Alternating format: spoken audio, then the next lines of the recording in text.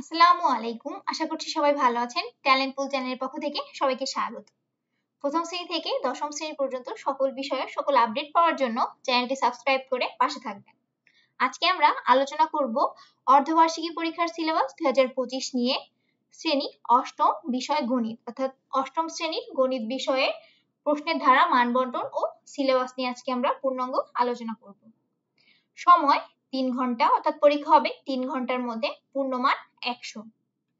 প্রশ্নের ধারা কেমন থাকবে? প্রথমে আসবে সৃজনশীল প্রশ্ন, এর জন্য থাকবে 50 নম্বর। সৃজনশীল প্রশ্ন মোট কয়টি প্রশ্ন থাকবে আমরা দেখি। ক বিভাগ থেকে অর্থাৎ পাটিগণিত অংশ থেকে 2টি, খ বিভাগ অর্থাৎ বীজগণিত অংশ থেকে 2টি, গ বিভাগ অর্থাৎ জ্যামিতি অংশ থেকে 2টি এবং ঘ বিভাগ পরিসংখ্যান অংশ থেকে 2টি করে মোট 8টি প্রশ্ন থাকবে।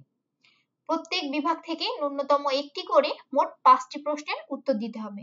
অর্থাৎ মোট 4টি বিভাগ থেকে কমপক্ষে 4টি প্রশ্নের উত্তর দিতে হবে। অর্থাৎ প্রতিটি বিভাগ থেকে এক একটি প্রশ্নের উত্তর অবশ্যই দিতে হবে এবং পরবর্তীতে যেহেতু 5টি বলেছে, 4টি বিভাগ থেকে 4টি হয় এবং আরেকটি প্রশ্নের জন্য তোমাদের যেই বিভাগের প্রশ্নগুলো সহজ মনে হবে বা করলে ভুল যাবে না সেটিকেই তোমরা ফোকাস করবে, অর্থাৎ সেটির উত্তর করার চেষ্টা করবে। তাহলে 5টির জন্য প্রতিটিতে 10 নম্বর করে মোট 50 নম্বর। তারপরে থাকবে সংক্ষিপ্ত প্রশ্নের উত্তর। এখানে 15টি প্রশ্ন থাকবে, তার মধ্যে থেকে 10টি প্রশ্নের উত্তর দিতে হবে। প্রতিটিতে 2 নম্বর করে, 10 দুগুণি 30। তারপরে আসবে বহু নির্বাচনী প্রশ্ন। এখানে 30টা প্রশ্ন থাকবে, সবগুলোর উত্তর দিতে হবে। প্রতিটির জন্য 1 নম্বর করে মোট 30 নম্বর। এই হচ্ছে 100 নম্বরের পরীক্ষা হবে। পাটিগণিত অংশ থেকে 8 থেকে 10টি, বহু নির্বাচনের ক্ষেত্রে কোন অংশ থেকে কতটি প্রশ্ন আসতে পারে।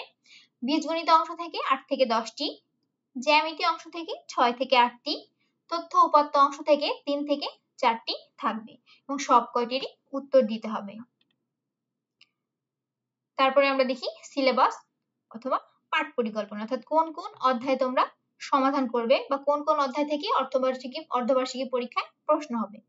পাটিগণিতের জন্য তোমরা প্রথম অধ্যায় প্যাটার্ন, দ্বিতীয় অধ্যায় মুনাফা এর অনুসরণে 2.1, তো পাটিগণিতের জন্য এগুলো সমাধান করবে।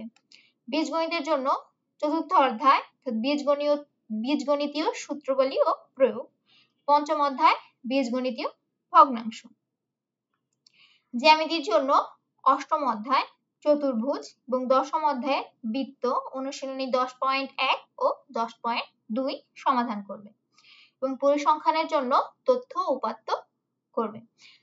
তাহলে দেখো পরিসংখ্যান থেকে কিন্তু 2টি প্রশ্ন আসবে। তাই পরিসংখ্যানের এই একটি অধ্যায় যদি সমাধান করতে পারো এবং ভালোভাবে প্র্যাকটিস করতে পারো, তাহলে এখান থেকেই কিন্তু তোমরা 2টি উত্তর করতে পারবে সৃজনশীল প্রশ্নের এবং বাদবাকি 3টি থেকে 3টি করলে মোট 5টি হয়ে গেল। তাহলে এই সিলেবাস অনুযায়ী তোমরা বাড়িতে অঙ্ক প্র্যাকটিস করতে থাকো। পরবর্তীতে নমুনা প্রশ্ন দেওয়া হবে। প্রথম শ্রেণী থেকে দশম শ্রেণী পর্যন্ত সকল বিষয়ের সকল আপডেট পাওয়ার জন্য চ্যানেলটি সাবস্ক্রাইব করে পাশে থাকবে। আর কারো কোনো বিষয় জানার থাকলে অবশ্যই কমেন্ট করে জানাবে। আজ এই পর্যন্তই। আল্লাহ হাফেজ।